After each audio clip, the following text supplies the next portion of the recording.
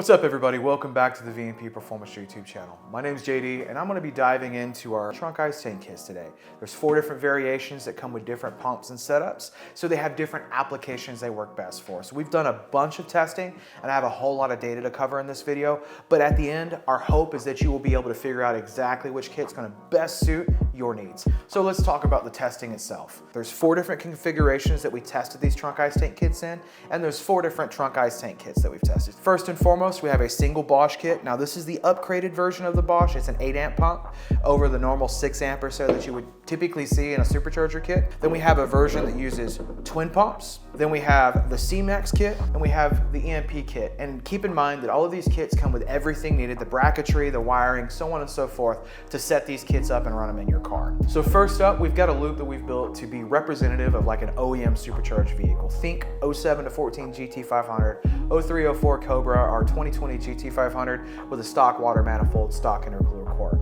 This particular loop was 3/4 inch line, roughly 25 feet of line with a triple pass heat exchanger in it, and you have the stock style components I mentioned. And what we found in this configuration is the dual pump setup just absolutely rocked out at 9.1 gallons per minute. It's the best for this OEM or OEM slightly modified setup. So this next loop was designed to emulate like your aftermarket supercharger kit with better intercooler cores in it, a shorter run, a more direct run of hose with only 15 feet of hose, and it's still 3/4 inch line. So you haven't had to do big crazy modifications to the car, but there is some mods there. In this data, we saw that the twin Bosch pump kit still did pretty good, but that's where these higher flow pumps start to really show off with a little bit less restriction, with the EMP pump and the C-Max providing pretty similar results. And that means that like for the money, price and performance, the C-Max really stands out here. So now we're getting into the big dog setups. 1 inch lines, very short runs because it's running through the car, and the MP10 multi-pass, like big massive heat exchanger we offer. And this would be on like your highly modified setups running like our latest Gen 6 or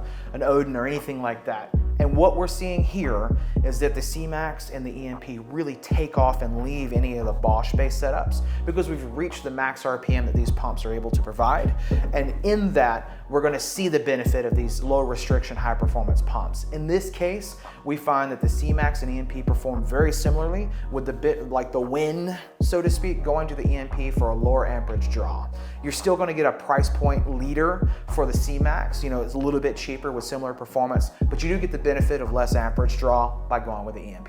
So in this last loop, we just let them go to the races. We wanted to see what they were truly capable of in regards to flow. It's 1 inch lines, the ice tank, and the pump itself, nothing else in this loop. So you'll see here that the C-Max took off and did 37 gallons per minute.